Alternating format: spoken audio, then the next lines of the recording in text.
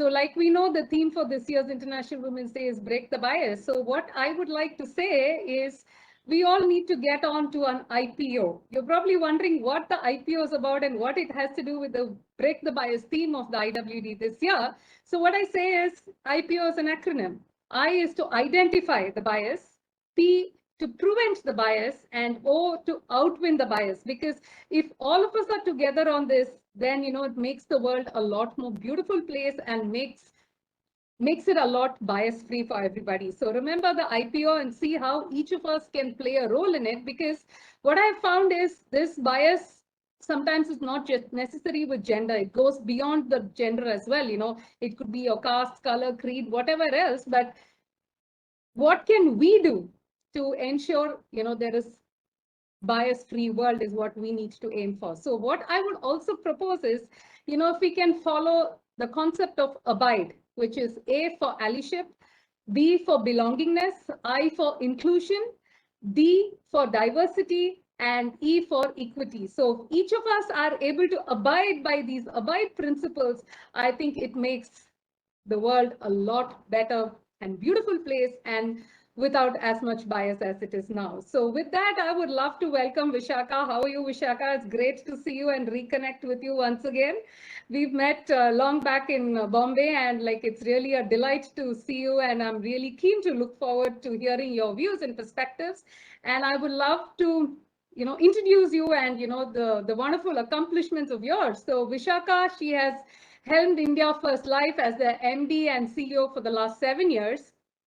And under her strong leadership, the company has recorded significant growth and steadily rising on the industry ranking. So she's been leading from the front, and she's spearheaded some seamless transition of the shareholding as well. You'll be delighted to note that Vishakha is ranked among the top 50 Fortune India's most powerful women in business, and she's had a hat trick on it from 2017, 18, and 19. That's commendable indeed. And she's also been bestowed as the most influential women by the Business World magazine. And recognizing her accomplishments, ICAI, that is the Institute of Chartered Accountants of India, has bestowed Vishakha with the prestigious award of the CA Business Leader. She's an independent director on the board of NRB Bearings Private Limited, and she's also been on the executive committee of Life Insurance Council. She's a thought leader, continues to guide and mentor the upcoming generations of thinkers and leaders. And she also has prestigious mentorship association. Of course, she's a chartered accountant, and she's also a fellow of the Insurance Institute of India. So warm welcome to you once again, Vishakha, and let's just get started. And I'm going to shoot some series of questions and pick your brains, and I'd love to hear your thought process on this. So absolutely. Yes. So tell us about your corporate journey. How is it that you've managed to get to where you are? And did you have any internal or even external battles that were needed to win to get there? Because, Apurva's book, Lady You're the Boss, says for a woman to get to any CXO position, she's already too good because there are so many battles she has to win to get to that level. So we are keen to know how your journey has been. Thank you, Sangeeta. Actually, it's very interesting that you asked that question, because time has a way of fading away challenges. After you reach a particular position, you tend to forget the kind of issues that you had when you're going. And it really takes a moment to step back and say, okay, please remember when you were 30, when you had to leave your daughter behind, and you had to leave your son behind, and you're stepping back in time. And if I look at it from the wisdom of who I am today, at 57 with 33 years plus work ex, I wish I had someone to tell me that these battles are within you. Let's just first conquer your own battles. And I think that is the most difficult part, Sangeeta, because somehow, and as Bhavani ma'am was speaking before me on the bias and the conditioning, I think the importance and the role that conditioning plays simply cannot be wished away. And I don't want to generalize, because honestly, now we've got roughly 6 generations of people working in the workplace. It's no longer about having a generation gap of only 1 or 2. You've got people ranging from the early 20s to the late 50s, and there's a wide generation gap there. And there are people there who don't know what bias is. There are people there who can happily go and, slap the back of a girl as easily as they slap the back of a guy and have a drink together. And there are people who will be like shocked at even being commented upon on their clothes. And all of this has got to do with the backgrounds that they're coming from. And it's got very little to do with the age necessarily. So that for me was my biggest problem, because I was a South Indian. I was never exposed to Delhi, and I moved to Delhi, and suddenly that whole culture, that aggression was really, really, really difficult to kind of manage. So I would say that the first biggest challenge was to overcome my own little circle of what I thought people should be, and to embrace and expand that there are many different types of people, and I need to be able to adapt and stand my ground with all of these different kinds of people whom I'd never seen before. I don't know if that made sense to you. Yeah, it did. I mean, it was interesting to hear about the backgrounds that you mentioned, because like you exactly said, I think conditioning, especially in the growing up years, molding the thought process plays an important role. So thank you for sharing that. And then, like we know, the theme is break the bias. So, during my initial part of the career, like I said, I did have faced a lot of bias, in the sense I wasn't included, I wasn't part of a community, because they were from a different country and I was from a different country. I was working overseas. And that really, it didn't make me feel good, because I was like the odd one out. I wasn't included in the group. So I'm curious to know, have you experienced any sort of bias in your career? I mean, it could be gender or it could be anything else. What sort of biases have you experienced, or have you? It's been interesting, actually. And when I was excluded, okay, I was happy, because because the places that I was excluded from were places I didn't want to go. So if all the guys wanted to go and have a drink together, and I said, you know what? I'm grateful that I am not expected to be there, because invariably their behavior turned a little more informal. Let's use those words. And you didn't want to be around and not get offended by those microaggressions that you had to face. So at that time it was there. But I think what hurt was was being judged for who I am based on where I am from. So, my honesty was never appreciated as honesty, but it was appreciated as, it was looked at as cowardice. So, stuff like that. The famous line that I have is Madras and Darpuk hai. So that was like the most famous line I have actually ever been told, just because I refused to make an entry which was not completely kosher. So how did you manage to overcome that? I think a lot of it had to do with the confidence that my dad really imposed. My father used to be zero embarrassed about the fact that he knew no Hindi. He never used to be bothered about the fact that his Hindi was full of mistakes. If someone didn't understand, he would only speak louder, thinking that if I speak louder, somebody's going to understand. And he was completely confident. Nothing could dilute it. I tried to borrow a lot on that confidence to say, honestly, it doesn't matter. There was a phrase that my mother gave me, which used to continue to play in my head. I'm not saying it's necessarily a very complimentary phrase, but it helped me. So she would say, when elephants walk, dogs bark. So, so that really is to help me to just focus and stay calm and say, just ignore all these people who don't mean anything, who don't matter, their opinions don't matter, and just focus on who you are. So, it helps to have that vision in your head of an elephant walking with dogs barking. The elephant doesn't care, right?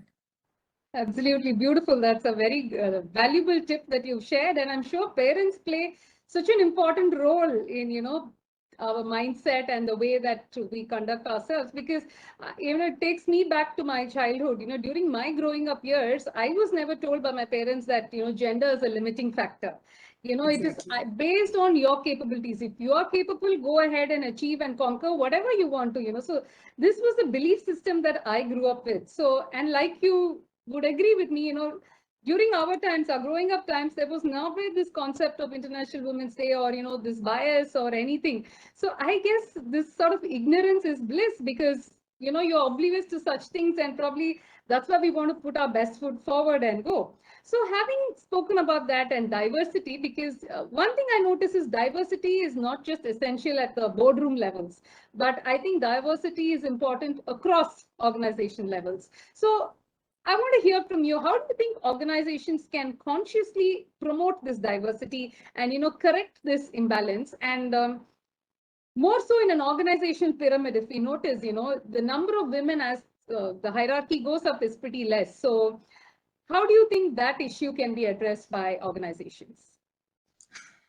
So, Sangeeta, I hope what I say won't be controversial, okay? But having been now at a CEO position for 7 years and wanting to actively promote gender diversity as a policy, and to such an extent that there are men in my team who openly call me biased, and that I play favorites towards women. I actually end up having to face those kind of accusations. I must say that whether women realize it or not, okay, a fact that cannot be denied is that there are more men at senior management than women. So when a woman makes it to the senior management, she needs to be able to conduct herself in a manner where she can communicate to the men. Right. That's just fact, okay?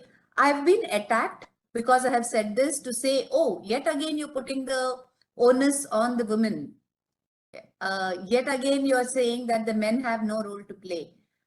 And the only thing I've got to say is we can always blame somebody else, and we can always point the finger at somebody else to say that they need to change. There's no denying it.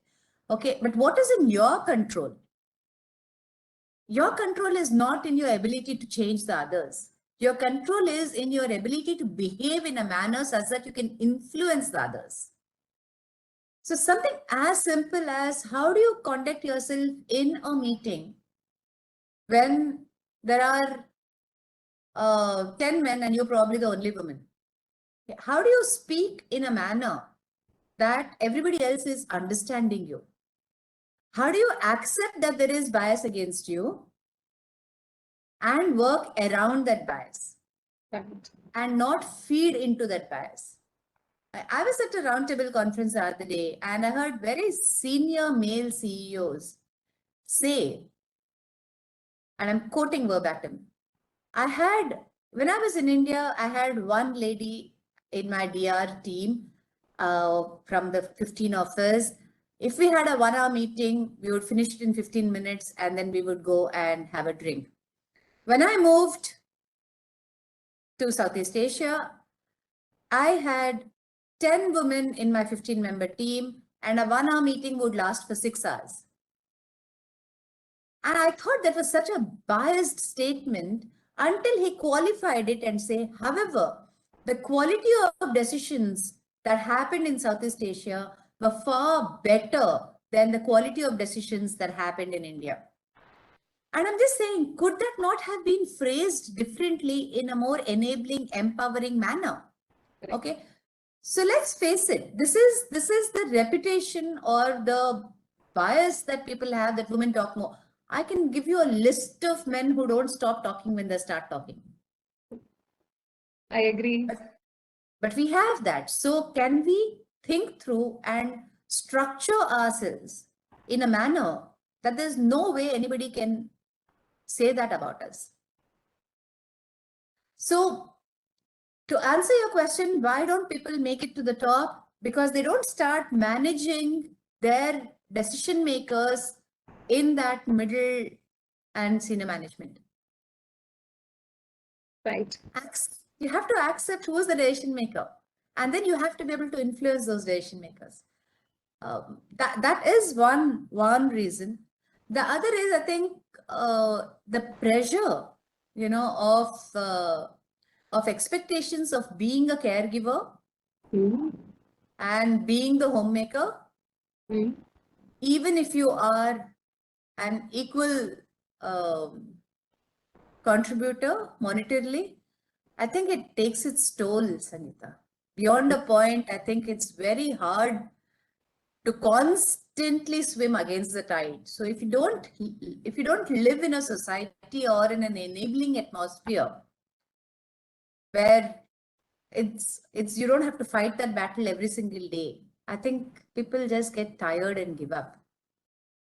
Very true. Very, very right. I agree with that, because it can't go on forever. And I guess at one point we also, sucks into our energy.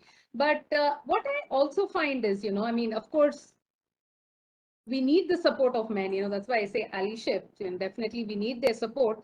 But sometimes, like you said in the beginning, this inner battle that we need to conquer, like, I give you my own small example. When my daughter was about 5 years old, one night I had to make her sleep, but I had some guests at home, and I was waiting. I was tired. I also wanted to hit the bed with her, and she was asking me, "Why are you waiting? Why are you sitting up?" So I said, "No, I need to clear up the table, put the food back in."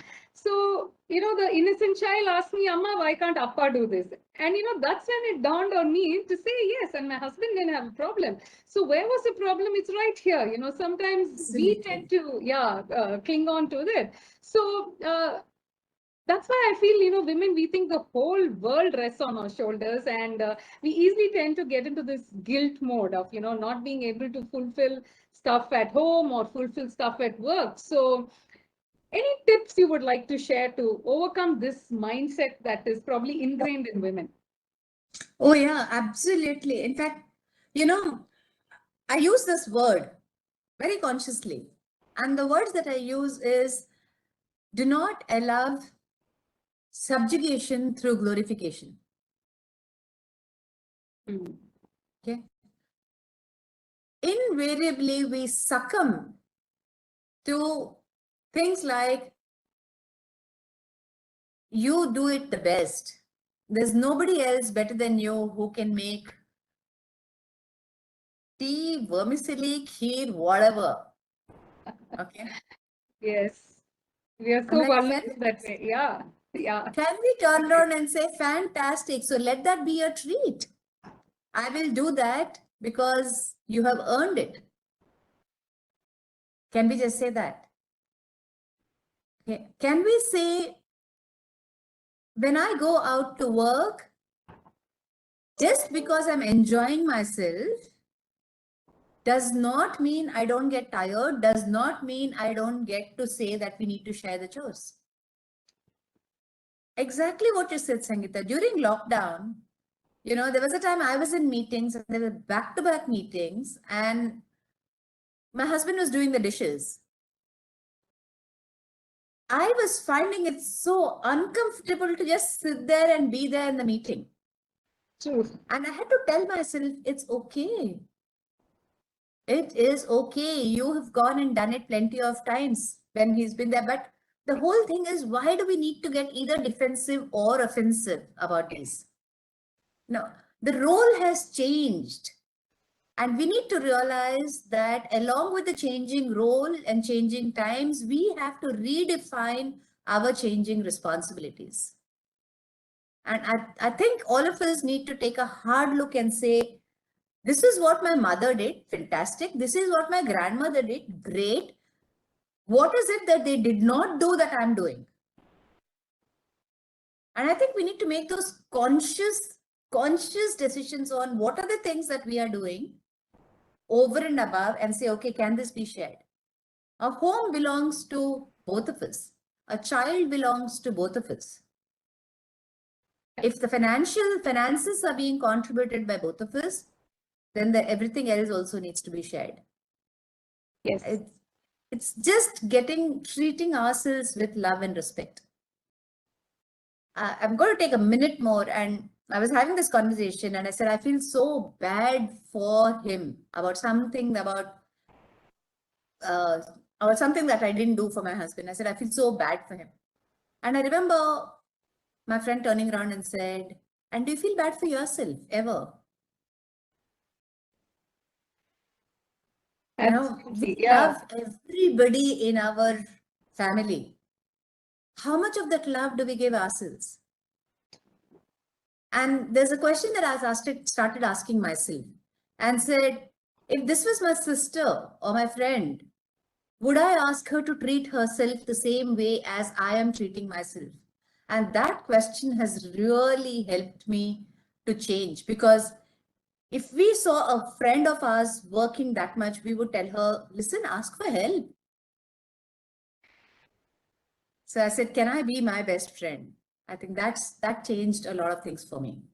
No, that's a very powerful share, and I'm sure that's very useful. And it's so true, we don't think of ourselves in that perspective, and we always looking around for others. But I think, like you said, it's important to care for your own self. And I always say this, like how in an aeroplane they say, in case of emergency, when the masks come, first, put on for yourself and then help. So I so relate to this, that it's important that we care for ourselves. That was a very, very beautiful point that you made. Thanks for that. And speaking about lockdown, since you said, now this work from home, I think it's both a boon and a bane, right? Because on one side, working from home actually opens up so many doors and opportunities for women, but at the same time, it just gets so overwhelming, managing everything at the home. You're like literally 24/7, on calls, or doing your work, and then at the same time handling home as well. So how do you think women as such we need to balance, and how can it be a win-win for both organizations as well as women?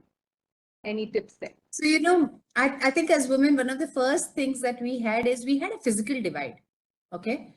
When I was at home, I'm a homemaker. And when I went to office, I was a professional. Right. Okay. Yes. This whole thing, men had only one thing, they were professionals. And I'm generalizing hugely here. So for all the men who are hearing me, and for all the women who have husbands who did not behave like that, I'm generalizing. This is I'm not talking about the specific ones. In general, men, even when they're at home, are professionals. Yes. Okay. But women, when they're at home, are homemakers. So earlier, you had this physical divide for you to be able to compartmentalize. Yeah. So you at home, you did the homework. When you went to office, you were a professional. Now, when that whole thing got collapsed, I think that ability to bifurcate the duties despite being in the same physical space was a mental challenge. Correct. Because you got so used to your role in this particular area, right? Correct. I mean, it's like when you're in a temple versus when you're at a hotel. You automatically you behave differently because of your pattern. I mean, your subconscious mind takes over. You're not doing any of those things. You don't suddenly change the way you behave consciously in a temple. True. Very true. Very subconscious. You'll take off your slippers, you'll put your pallu on your shoulder, you will go, I mean, it's so subconscious. Nobody's asking you to do it. You'll just do it. Same thing in a hotel. So this subconscious pattern of behaving like a homemaker when you're at home just took over.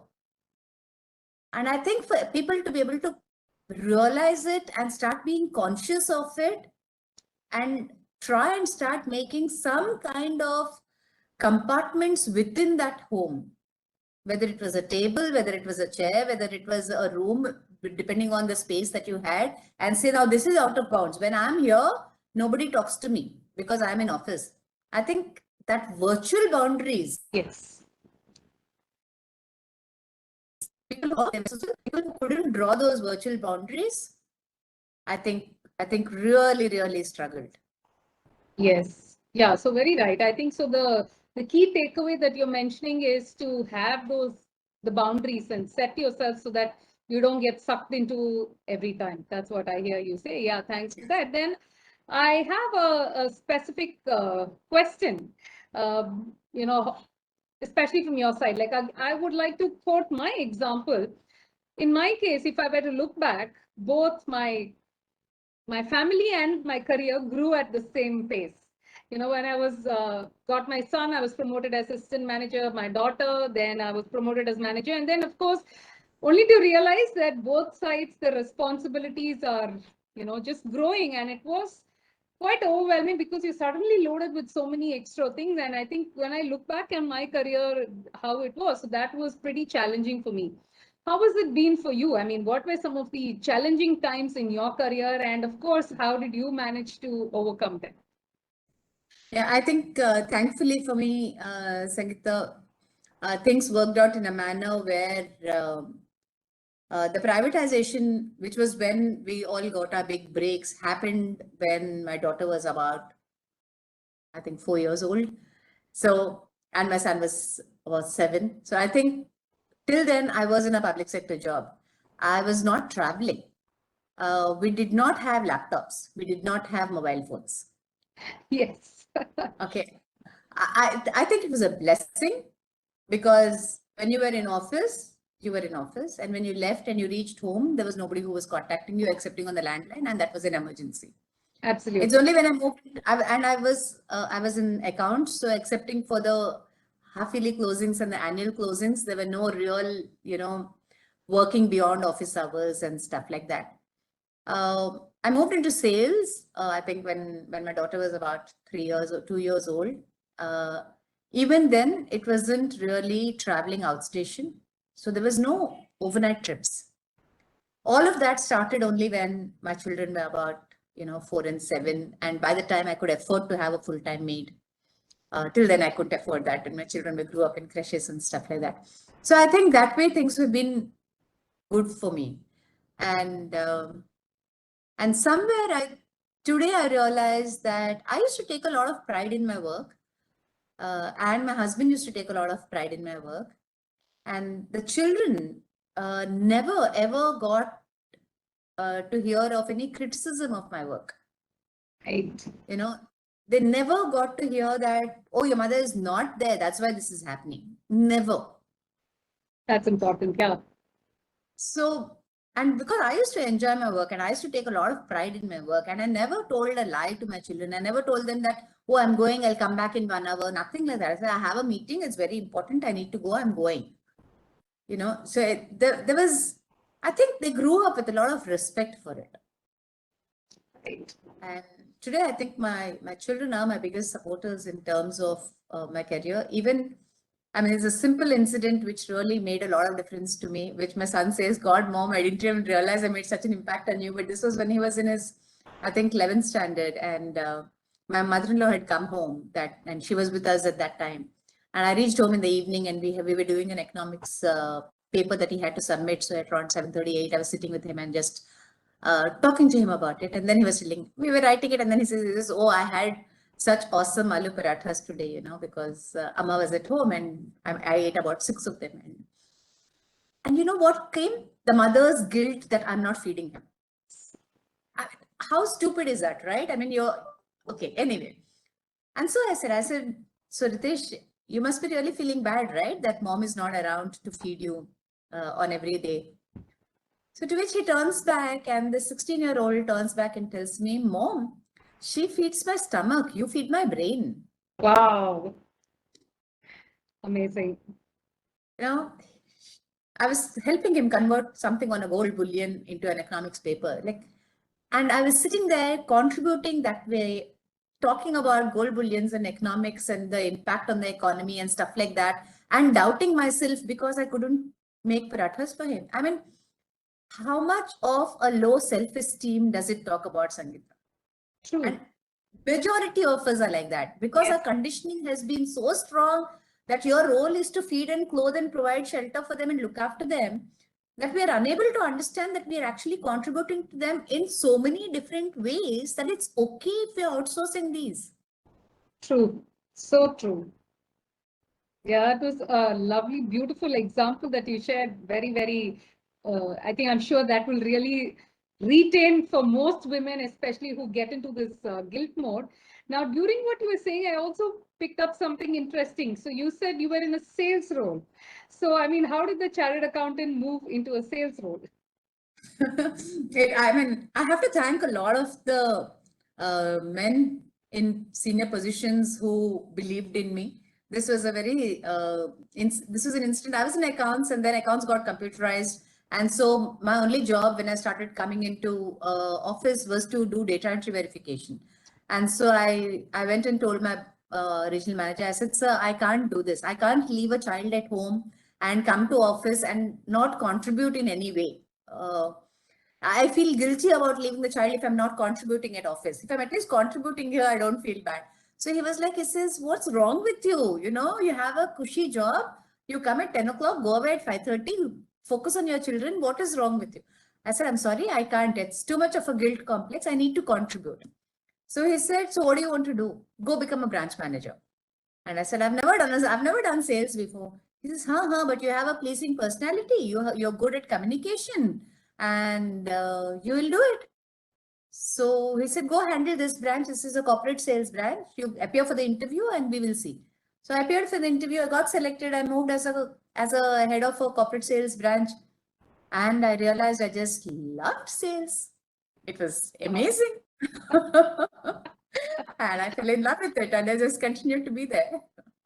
Awesome, awesome. I think that's really so important, because I think that's sales is quite a powerful role too, because that's what keeps the revenue ticking. So I'm sure that would have really helped in your all-round grooming and scaling Yes. further. Amazing, super. So talking about scaling, right? I mean, scaling and growing in the career, it's very easy to get more stress, because as such we may have to battle many other stresses, but then this again probably adds on to the stress as you grow. So how do you beat stress, and what sort of advice you would want to give, especially now, looking at the mental wellness and all that? Like, I'm a person who's into yoga, meditation, that really helps me and calms me down. So what would you like to share about how to de-stress? So, yoga is, of course, meditation and yoga are, of course, really helpful. But when you're really highly stressed, there's so much energy that it's very hard to sit down and focus. It's not so easy. For me, it's been walks. So I walk. I used to walk. I mean, there were times when I've been very, very disturbed, especially during lockdown and handling these stresses. I think I've just gone around my building 200 times. I mean, I've walked for about 1.5, 2 hours to just get my angst out at times. So walking for me has always been a big distressor. Meditation and yoga, when I have not been so, so full of pent up energy that I can sit down and meditate, then yes, of course, meditation. But when there's so much pent up negative energy within you, walking has been my way of de-stressing. Wow, that's something new that you have. I mean, at least I'm hearing on walking, because even I love walking, but I've never looked at it from a de-stress angle. So that's a nice new learning for me also. Maybe I'm sure others would also like to try that out and see how they can ease and cool down their stress. So before I open the question to the audience,